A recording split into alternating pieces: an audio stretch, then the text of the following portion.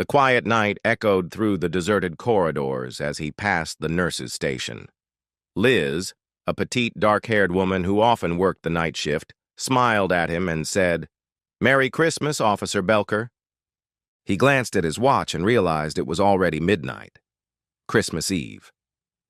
"Merry Christmas, Liz," he said as he passed her and entered the familiar doorway, not giving her a chance to say anything else or offer her condolences.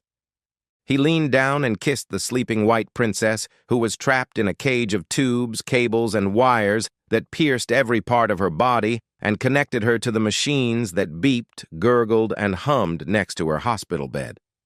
"Hello, Marcy," he said quietly, as he always did when he came in after his shift. He pulled a chair up to her bed, turned it around, sat down opposite her, and took one of her small, cold, motionless hands in his.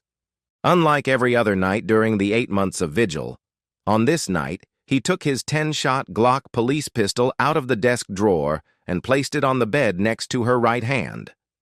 Turning more toward himself than toward her, he said, "I have to do this now, my dear.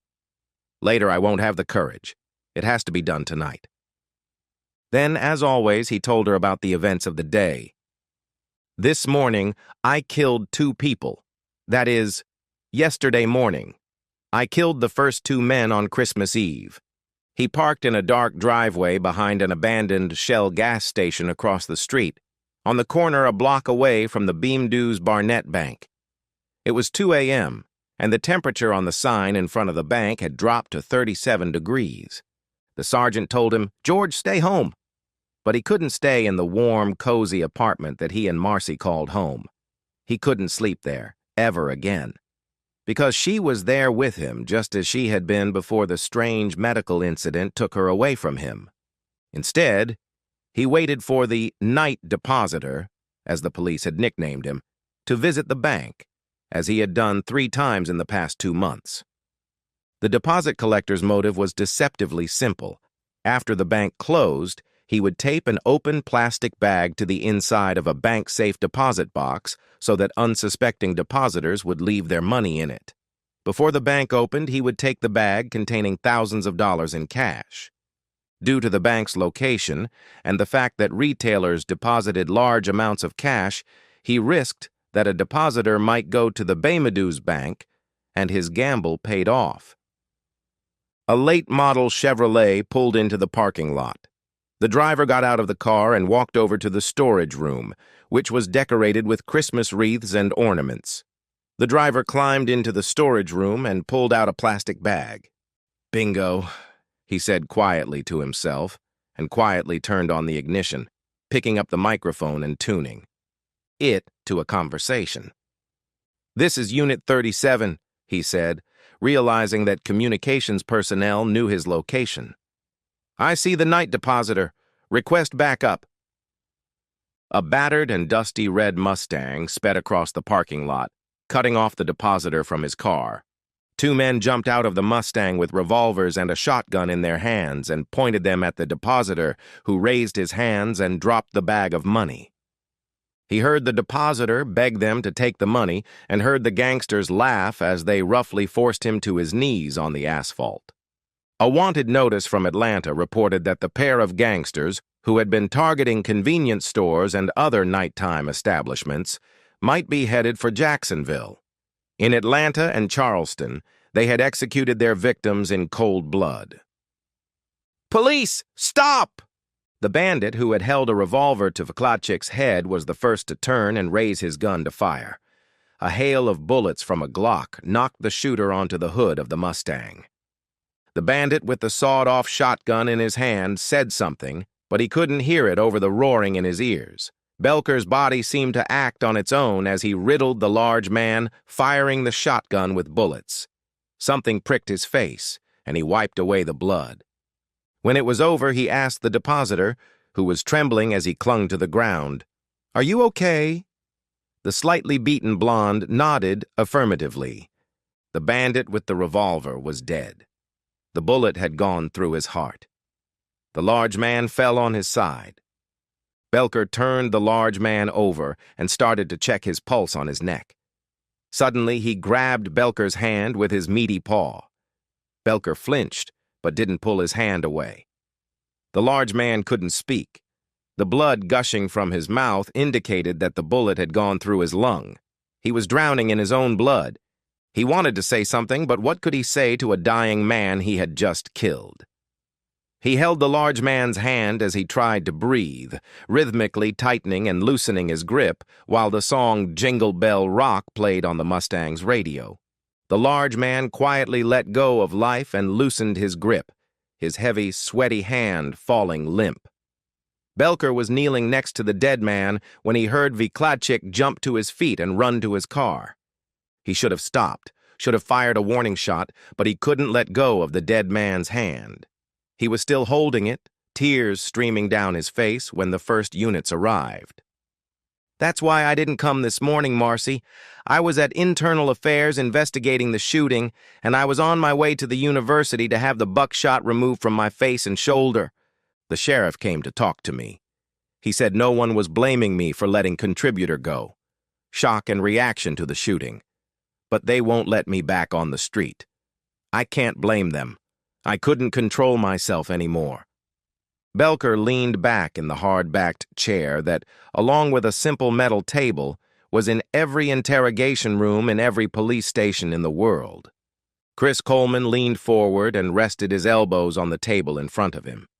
Harry Manson, another witch from OVR, leaned his awkward body against the wall of the room and chewed on a toothpick. "I know we've discussed this dozens of times, but here's what I really don't understand, Belker. It's Christmas Eve. You're tired. Your wife is in a coma in the hospital. You could be with her. Everyone says you're a devoted husband. Instead, you're here, out in the cold, on an unauthorized stakeout. On a whim? Why?" Belker rubbed his eyes. It felt like sand had dried on his eyelids. He thought he smelled something unpleasant. He believed he had showered yesterday, but the days were starting to blur together. "I already explained everything, Coleman.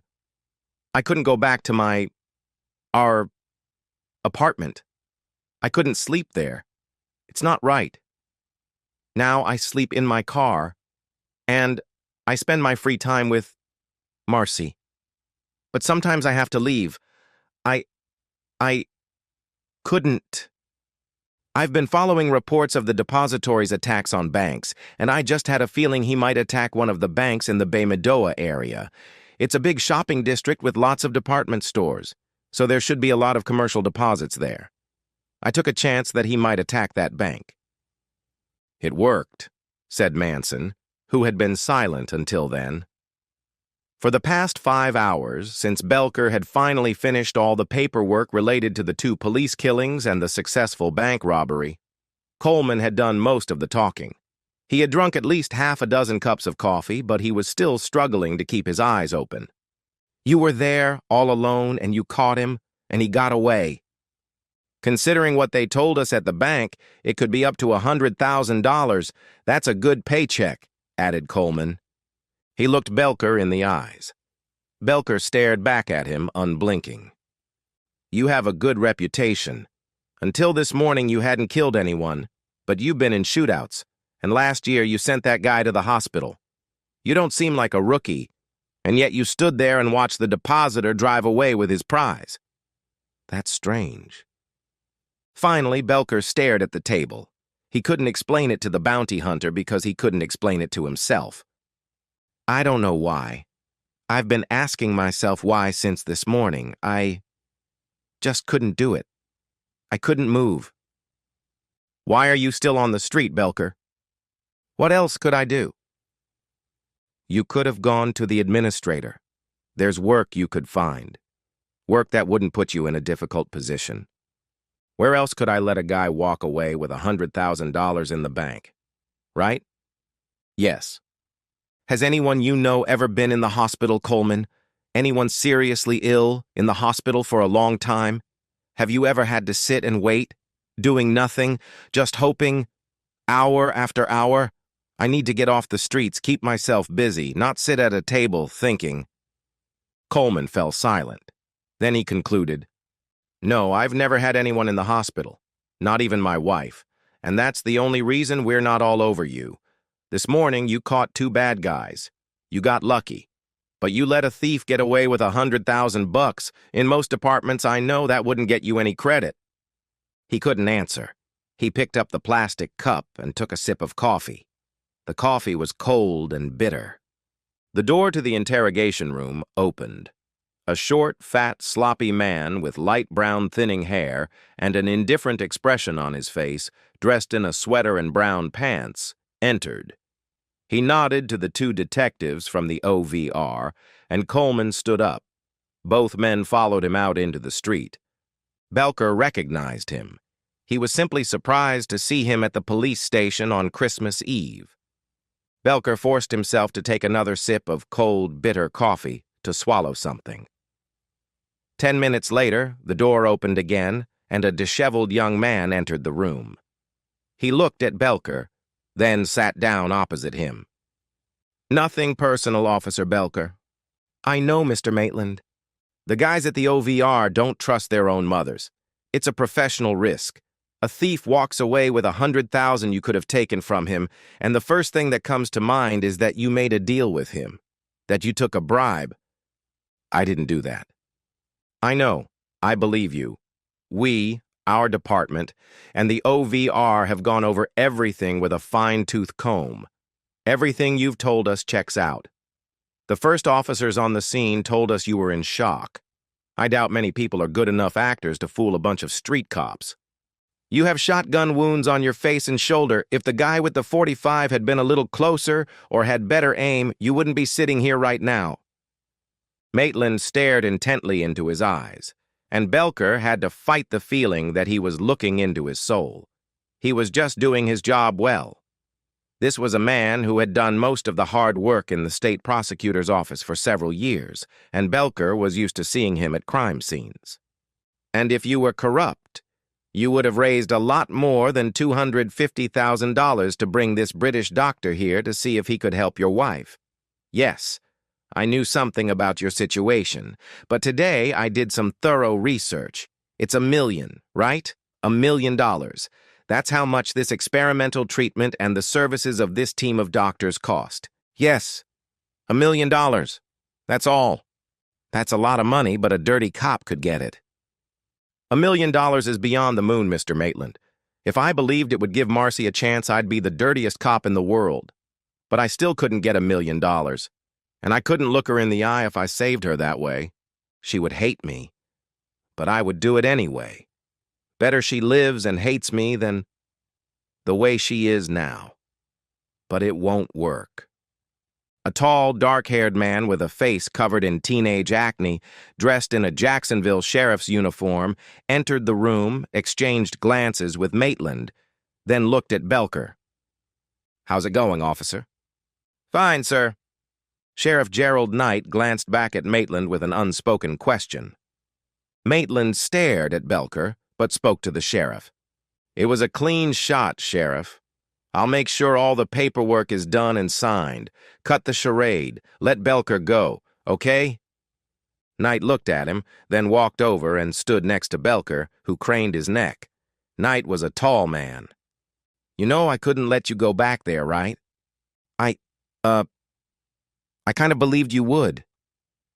Knight put his hand on Belker's shoulder. "You're a good cop and a good man, Belker. You did the right thing killing those two murderers. And I still see the first person I ever killed in my dreams. And that was 20 years ago. It's harder than they make it look in the movies. But, you can't leave cops out there on their own. If someone else had sponsored you, you'd be lying on the pavement right now. Forget about the money they gave you. You could have killed other cops or civilians. I couldn't take that risk." "I understand." Knight shook his head slightly. "I know the foundation helped you raise money, but I can ask them to work even harder on this. Remember, as long as she's alive, there's hope." Belker looked at the rough surface of the metal interrogation table and said, "She doesn't have much time left.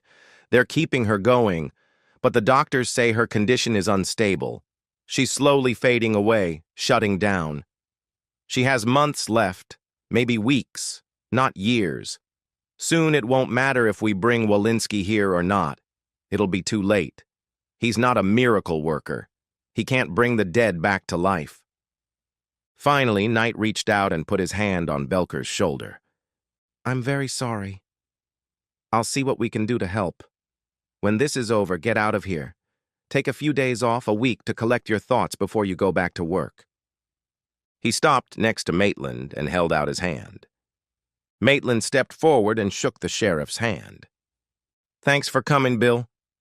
I could have sent someone else. Everyone has plans for Christmas.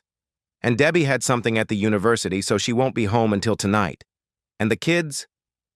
Well, they're teenagers. You understand? Knight just smiled slightly at him. Yeah, I'll find out someday. Mine are 14, 17, and 20. Not good for family planning. Teenage years last forever. Belker stared at the two men. Jokes about teenagers and the problems of growing up. Sometimes, looking at the ethereal features of the most beautiful woman in the world, sleeping in a drug-induced trance that no kiss could wake her from, he wondered what their children would look like. Would they be dark-haired, stocky, and Eastern European like him, or light-haired, fair-skinned, and lithe like their mother? He would never know. Finally, he forced himself to face the truth. There would be no children. Ever. The sheriff looked at him again, but said nothing. Then he left. Maitland leaned back in his chair. You're free to go, Officer Belker. I know this was a truly awful way to spend Christmas Eve, a terrible 8 months. I wish there was something I could do, but I don't have any money, and I really don't know anyone I could call. A truly terrible 8 months, Mr. Maitland. But Maitland looked at him curiously. I know 2 people died, and the bank lost 100,000, but I don't regret saving his life. The depositors. He's a thief, but he didn't deserve to be executed. No one deserves that kind of death. Maitland stood up. He looked at Belker, then said, What are you going to do when you get out of here? Go to Marcy? Yes, after all, I see her every day. Every day. But today I'll go home, take a shower, get something to eat, and then go to the hospital to see her. I have no family. My parents are dead. So she and I are all alone. I won't abandon her. Not before Christmas. I have a better idea. I'll take you home, you can take a shower, and then you can follow me. We'll spend Christmas Eve with my wife's parents, Roy and Katie Bascom. Spend the evening with us, have dinner, and then you can go to Marcy's. I can't. Christmas is a time to be with your family. I shouldn't come. You don't need my problems. Please, I can't help you with your problems, but no one should be so lonely on Christmas Eve. I'll feel better if you come. Just for a few hours. At 7 o'clock in the evening, he followed Maitland's Escalade into a residential neighborhood and finally turned onto a circular driveway leading to a 2-story brick house. Metal reindeer frolicked in a forest of wire Christmas trees, and a cheerful red, green, and blue message flashed on the house. Merry Christmas, and Happy 2005. He got out of the patrol car and followed Maitland to the front door. Before they reached the porch, the door opened, and a blonde woman in a green dress and an apron covered with white powder, looking like the heroine of a Betty Crocker commercial, came out. She walked up to Maitland and hugged him. Bill, I'm glad you made it. Roy and I almost had to sit on these 2 to keep them from leaving with their friends. We're not the most popular grandparents in the world right now. You did the right thing. Deb should be here soon. I couldn't get a hold of her, but you know she turns off her cell phone in situations like this. A glance flashed between them, and for a moment, Belcari felt like he had intruded on a private conversation. You know she has to. It's university policy. She'll be here soon. Kathy Bascom reached out to touch his hand in a strange maternal gesture and said, Oh, well, I'm just glad you're both here, and that you insisted that BJ and Kelly at least have dinner with us. Debbie's in college and you were in court. That's old news. Someday. She stopped mid-sentence and bit her tongue to keep from saying something she didn't mean. Maitland turned to Belker. On Christmas Eve, we have a Christmas dinner, usually with Katie and Roy. Our kids, BJ is 13 and Kelly is 17, will run off with all their presents like wild horses as soon as they open them tomorrow morning. When they reach a certain age, all their presents become expensive, and they'll be happy. He looked at Katie again. "Katie, this is George Belker." He held out his hand to her, but she waved it away and hugged him. She was a tall woman, about 5 feet 8 inches, sturdy but not fat. When she pulled him close, he felt the softness of her large breasts and felt both embarrassed and aroused. My God, she's a grandmother. But it's been 8 months. "Officer Belker," Bill called and told me what happened. "I'm so sorry about your wife. I'm so glad you accepted his invitation to come and spend a few hours with us. I'm sure you'll enjoy dinner. Bill says I'm a good cook." Maitland smiled. "You're too good a cook, Kathy, to always ask for compliments. Have you ever turned down an invitation to have dinner at our house?" "You should skip a couple of dinners," she said, but a slight smile took the sting out of her words. "Maybe." Then he turned to Belker, who was secretly trying to adjust his pants to hide his growing problem. "Katie, we're coming in after you." She turned and walked into the house. Belker couldn't help but stare after her. Oh, God. "Wait a minute, then go." His gaze followed the swaying figure of Grandma Betty Crocker. "Don't be embarrassed, Belker. All the women in that family are like that. She taught them." When he could, he entered the door, which smelled of turkey, gravy, and, he could have sworn, apple pie. Rap or some kind of teenage music was coming from somewhere. He felt like a stranger. This wasn't his world. Maybe it had been once, but not now. Coming here had been a mistake. Maitland believed that things would be easier here, but he felt worse than words could express. Maitland turned the corner. "Dinner's ready, but we'll wait a few more minutes for Debbie to get here. Would you like some coffee? Tea? Anything stronger?" "Coffee would be great. Black." He drank his coffee while getting to know Kathy's husband, a tall, balding man who was watching something on a nature channel. A 13-year-old boy named BDJ just waved at him when his father introduced him, and Maitland said that Kelly's daughter would be down for dinner when it was time. After Belker finished his coffee, he told Maitland he wanted to go outside and get some fresh air. He had been cooped up inside all day. It was already dark, and Christmas lights illuminated the yard. Looking down the middle-class street, he saw yards decorated with Santa Clauses, elves, reindeer, and garlands of colorful lights. His breath froze as he inhaled and exhaled. The thought came to him without his will or control. He got into the red 2000 Saturn she jokingly called the last survivor of her bachelorette days. They just drove around Riverside, looking at the neighborhoods that competed for the most elaborate Christmas decorations. When they parked on a side street, he leaned back in the passenger seat and said, "Now you're going to tell me you're out of gas and want to have some fun, right? In your dreams, cowboy. First you have to buy me wine and dinner." He took a 16-ounce can of Pepsi from the cup holder, then a huge pack of Slim Jims. "Will this do?" "Sure," she said with a smile that haunted him in his dreams when she slipped into his arms. It was their last Christmas. He stepped out of the past when a car pulled into the driveway. In the darkness, it was a small sports car. When the car stopped in front of the front door, he saw in the light of the Christmas decorations that it was a red 2-seater Audi, what his friends and the lonely cops at the local police station called the car with the girls. He had never had enough money for a car like that, but he had a few friends who did. And they really did attract women like magnets. Something about the power under the hood or the wealth they symbolized. He had never owned a new car in his life. He stood to the side, in the shadows, so that the people in the car couldn't see him unless they looked specifically for him. The woman in the passenger seat was talking about something, then laughed. She opened the door and stuck her long legs out in a short skirt, then leaned forward to get out. He didn't need to introduce himself to know who she was. She was his mother's daughter, but even more beautiful. Maitland was lucky. The driver said something and pulled her by the shoulder. Belker only managed to catch a glimpse of his dark hair and youth. She leaned over and casually touched his lips, then slipped out of the car. "Are you going to a party?" "Yes. I have nowhere else to go. I don't have any family there. But it should be fun.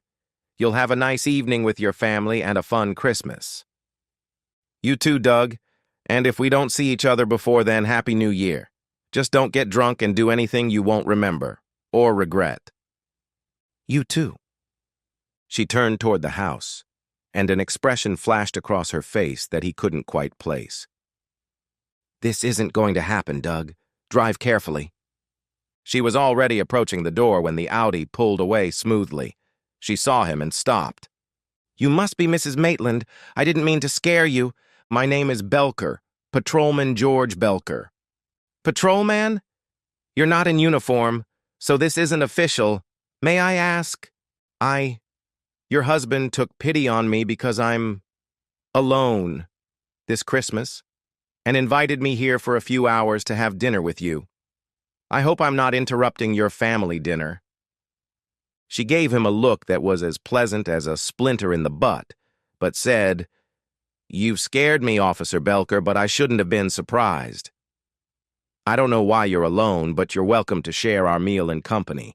I can't imagine what it's like to be alone on Christmas Eve." The door opened and Maitland came out. They exchanged glances, then Maitland, standing over her on the porch, stepped forward, took her by the chin, and leaned down to kiss her on the lips. For some reason, his lips slipped and touched her cheek. "It was sweet. Very sweet of you to invite Officer Belker to spend Christmas Eve with us, Bill. But I wish you had called and warned me. I would have come home earlier." "You would have come?" She looked at him sternly. "Business is communication and vice versa. We both know that. It was a game, but it's part of the game. You should have been there. You had no reason to go home early. And I didn't call you because your cell phone was off." She turned to Belker. "Anyway, officer, we always have enough food for an army. My mom cooks like it's the end of the world. Dinner's probably ready and everyone's waiting for me. Usually it's my husband who's late or doesn't show up, but this time it's me." "Thank you, Mrs. Maitland. I'll be right in. Just some things. Alone. It helps." She stared at him, and for the first time that evening he believed that she saw him as a man. "Come in when you're ready, officer." She turned to go inside and, passing her husband, bent down to give him a quick hug and stroke his stomach. "And don't eat too much this time, you hear? I want to be an old widow, not a young one. The main thing is that we die together in bed." She just shook her head and walked past him into the house. So they had problems.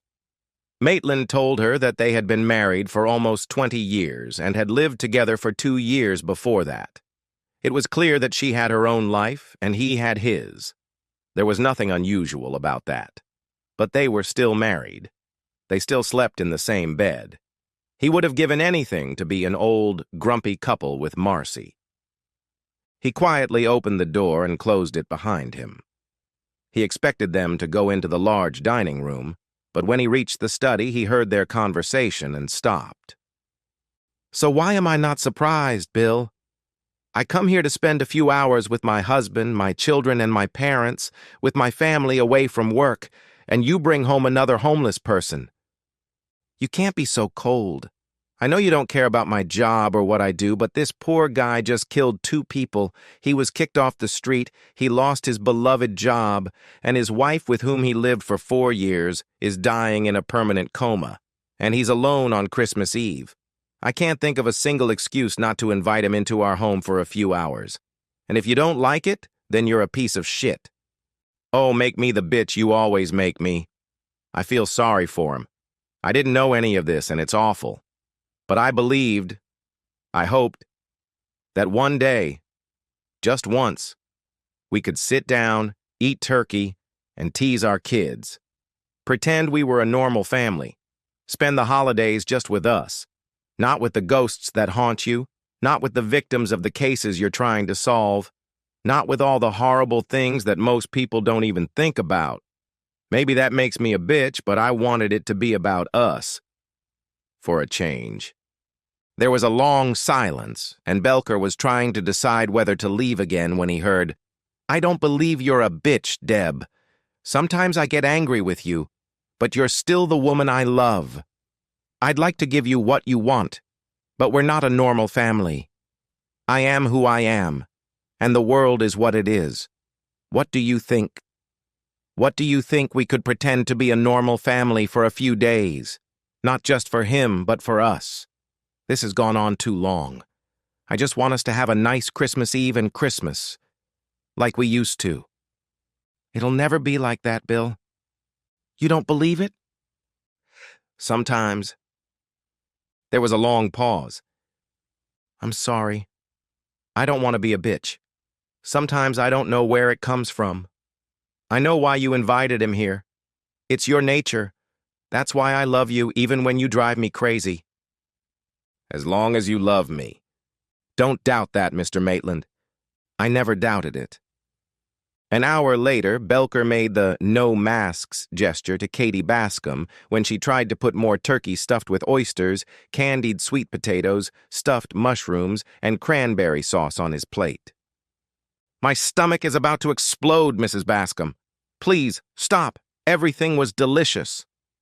Roy Bascom, sitting at the head of the table, laughed and said, "Not only is she the sexiest grandmother in the neighborhood, she's also the best cook."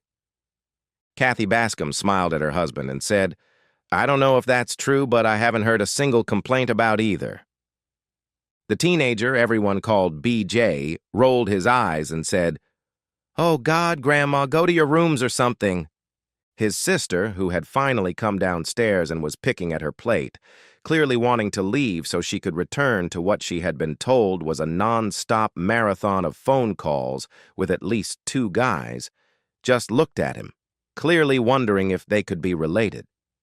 Belcary almost felt sorry for the Maitlands. It was going to be hell. He was happily married and loved Marcy with all his heart, but this teenage brunette could seduce a stone statue. Roy Bascom laughed and said to his grandson, "You'll be lucky if you find a good girl who's even half the woman your grandmother is." Debbie Bascom joined in the laughter and said, "I don't want to agree with BJ, but guys, you guys should leave." "You're embarrassing our guest." "No," Belker caught himself. "Two people who care about each other after a long time. There's nothing shameful about that. I wish I could—" He moved away from the table.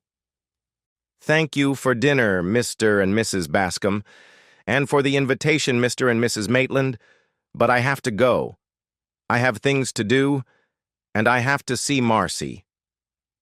Kathy Bascom put her hand on his shoulder to keep him from getting up. "At least, Officer Belker, stay and try my homemade Dutch apple pie.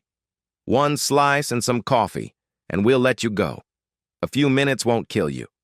So, after drinking 2 cups of coffee and eating 2 slices of Dutch apple pie, he finally moved away from the table and said goodbye. Kelly Maitland had already disappeared, followed by her younger brother. "Thanks again, Mr. and Mrs. Bascom. You made this Christmas Eve wonderful. Thank you." Katie Bascom made a move to approach him, but he slipped out of her embrace. "I hope everything works out for you, officer," she said with a slight smile. For a moment, he wondered if she was as naive and innocent as she seemed.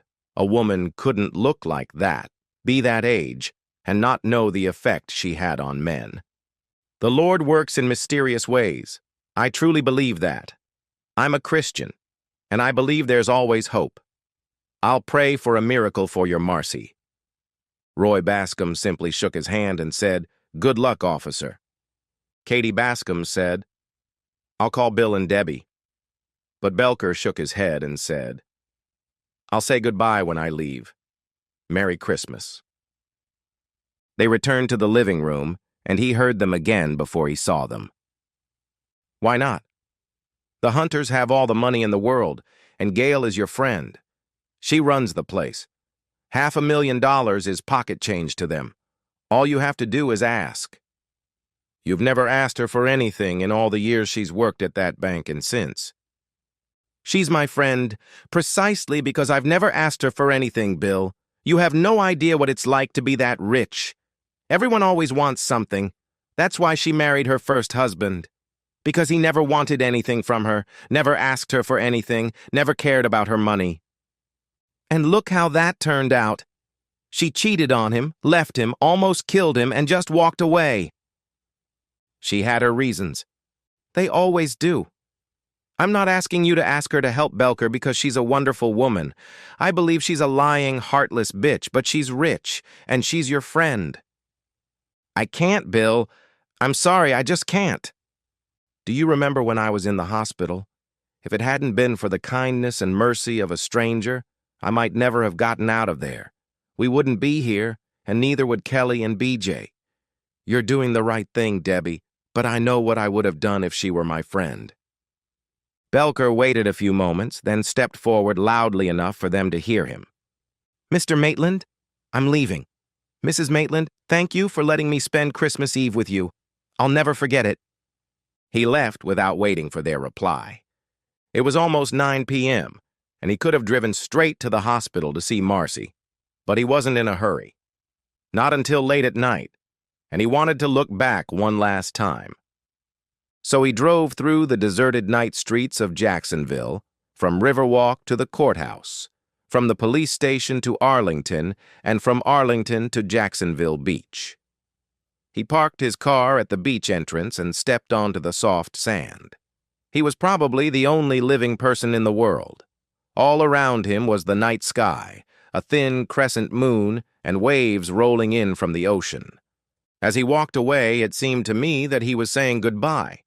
He held Marcy's small hand in his, thinking about the events of the last few days. Now she knew what had happened, and she would understand. I felt tired and couldn't think clearly. But as long as I held that boy's hand, everything became clear. It's all a lie. Christmas, miracles, happiness. None of it exists. I couldn't afford $1 million to bring this specialist from London, and I never will. And one day, very soon, after a long time of suffering, you're going to die. Shaking and feeling like a weak old man, he took the Glock from her bed with his right hand and, freeing his left hand from hers, brushed the hair away from her face. I won't let you go alone, Marcy. I'll go with you, and we'll be together again. God, how I've missed you.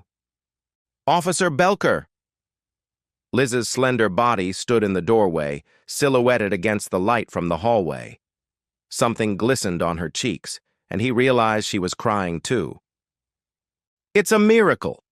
The chief surgeon said that Dr. Walensky called a few minutes ago from London.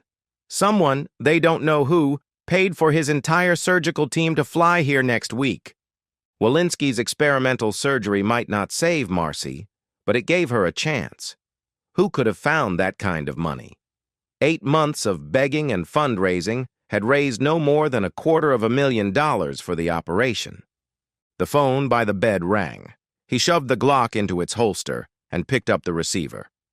I'm calling from a payphone in the lobby. You won't be able to catch me until I'm out of here. From the first words, he knew who was calling. Why? You saved my life. They were going to kill me. I owe you big time. I met a friend of mine who can work miracles with computers. We checked some things out and found out about your wife and Dr. Walensky in London. The problem was that I could only raise $500,000. But it's better than nothing. I arranged for the money to be transferred on the last day of the year. And then my friend told me that an hour ago, a deposit of $500,000 was made into your Marcy Fund account. Who the hell can find $500,000 on Christmas Eve when all the banks are closed? He didn't even realize what he had said until he heard his own voice. Gail Hunt. How do you... Yes, Gale Hunt from the Hunt Bank clan. I don't know how you know them, but anyway, I had to spend all my savings to pay my share for that English doctor, but I'll make it up next year. Banks always come first. Who knows, maybe Miss Hunt will reimburse me for some of my losses. If I tell anyone where this money came from, your money? How would you prove it? The money is clean and anonymous. The doctor has been paid and has no intention of returning his fees. Relax, Officer Belker. It's Christmas, a time for giving and receiving. After a moment of silence, the night depositor added, Merry Christmas, Officer Belker. I hope your wife gets well. There was silence again, and then he heard his own voice. Thank you. He knew he wasn't just thanking a grateful thief, a compassionate prosecutor, a woman who remembered what mercy was, and a woman who might have been a lying, heartless bitch, but hadn't forgotten what friendship was. He wanted to laugh and cry. He limited himself to kissing Marcy's hand, lifting Liz into his arms, hugging her, and kissing her on the forehead. He knew Marcy wouldn't mind. Liz smiled at him through her tears. It really is a miracle, isn't it? Now he could laugh, and he did, stopping only to say, Oh yes, more than you'll ever know.